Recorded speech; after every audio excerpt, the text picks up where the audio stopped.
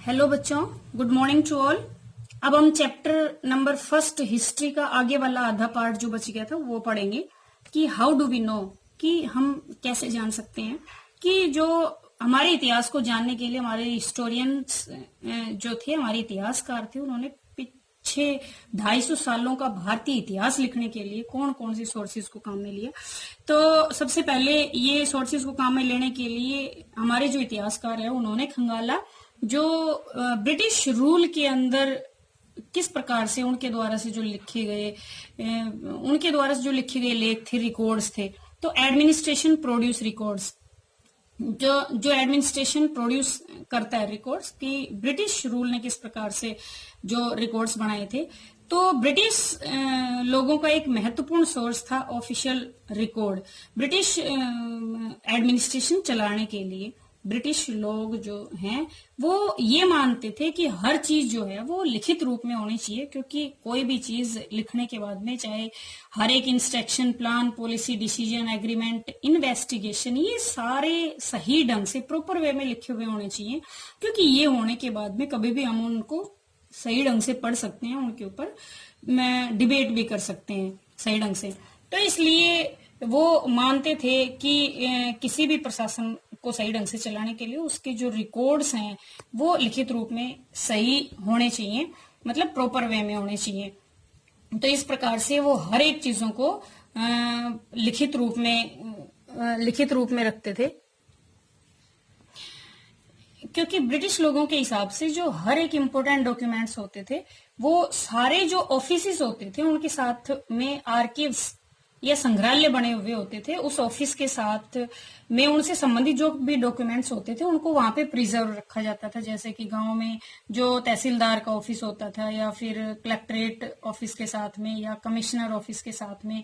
या फिर सेक्रेटरीट्स, जो प्रोविंशियल सेक्रेटरीट्स होते थे, या फिर जो कोर्ट्स होते थे, उन सब के साथ में उनके रिकॉर्ड रूम भी होते थे। उनसे संबंधित जो भी रिकॉर्ड्स होते थे वो वहां पे प्रिजर्व करके रखे जाते थे, जिनसे कि कभी भी जरूरत पड़ने पर उनको सही ढंग से स्टडी किया जा सके। और हमारे जो इतिहासकार हैं वो भी वहीं से वो जो रिकॉर्ड्स प्रिजर्व थे उनके अंदर से पढ़ करके उस समय के अंदर उनके बारे में पता लगाते हैं। लेकिन उनके बारे में सही ढंग से वो सही वे में पता नहीं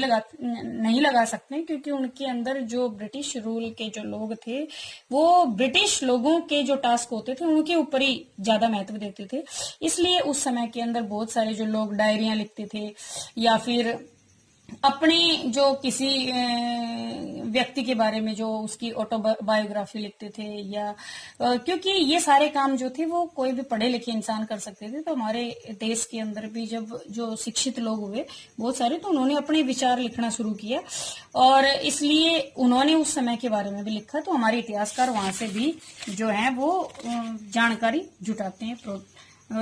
जानकारी हासिल करते हैं। और हमारे इतिहास बात है कि हमारे इतिहास को जानने के लिए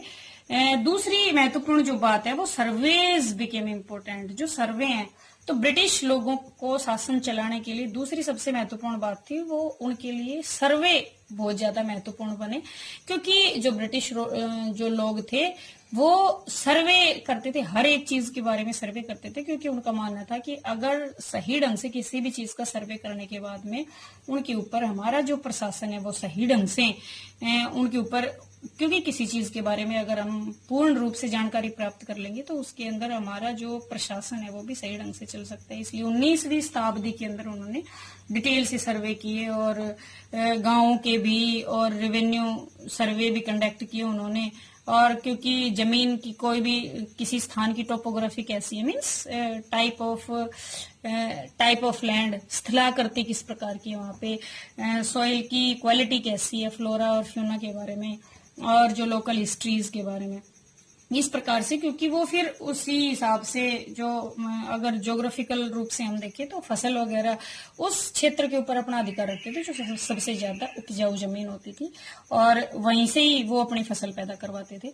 और इस प्रकार से 19वीं शताब्दी के लास्ट तक तो उन्होंने जनगणना भी शुरू कर दी थी। हर एक 10 साल के अंदर वो जनगणना करते थे, जिसके अंदर वो डिटेल से रिकॉर्ड बनाते थे कि जो लोग हैं वो भारत के राज्यों के अंदर जो नंबर ऑफ पीपल्स कितने हैं, और इन उनकी अलग अलग कास्ट के हिसाब से, धर्म के हिसाब से, उनकी ऑक्यूपेशंस के हिसाब से वो सारी जानकारियां सर्वे के माध्यम से प्राप्त करते थे। और बॉटनिकल सर्वे भी करते थे, पेड़ पौधों के बारे में भी जूलॉजिकल सर्वे भी करते थे। और जो आर्कियोलॉजिकल अभिलेखागार जो सर्वे थे उनके हिसाब से भी वो फॉरेस्ट के बारे में भी सर्वे करते थे। तो इन सभी सर्वेज को वो, क्योंकि उनका मानना था कि किसी भी चीज के बारे में अगर हम पूर्ण रूप से जब जानकारी प्राप्त कर लेंगे तो उनके ऊपर शासन हम सही ढंग से चला सकते हैं।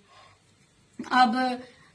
फिगर नंबर 5 के अंदर एक ये कस्टर्ड एप्पल प्लांट है जो 1770 के अंदर हमारे भारत के अंदर जब वो लेके आए थे बाहर से, और हमारे गार्डन्स के अंदर यहाँ पे उन्होंने लगाई थी।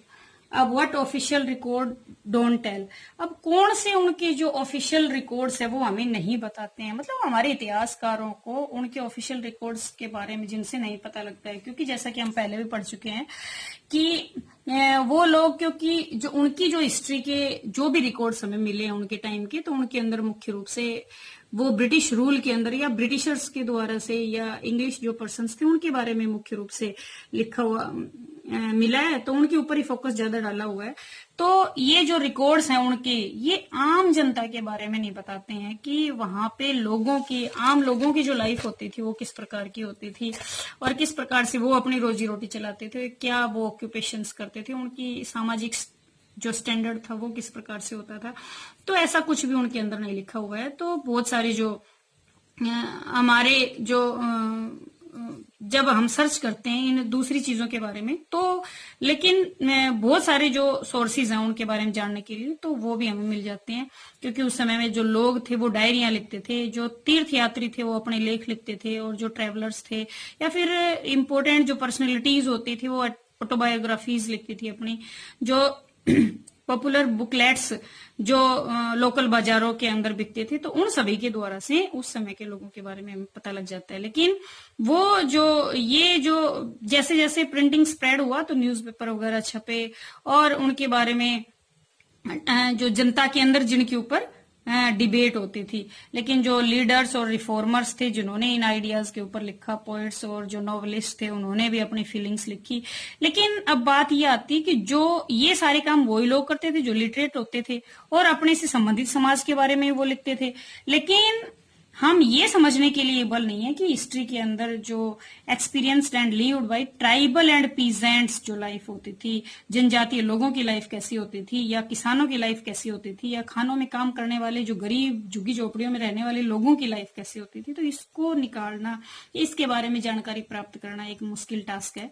तो यद्यपि इसको हम कर सकते हैं, लेकिन ये थोड़ा ज्यादा एफर्ट्स वाला होगा, और जब आप इस पुस्तक के अंदर आगे पढ़ोगे तो इसके बारे में आप जानकारी प्राप्त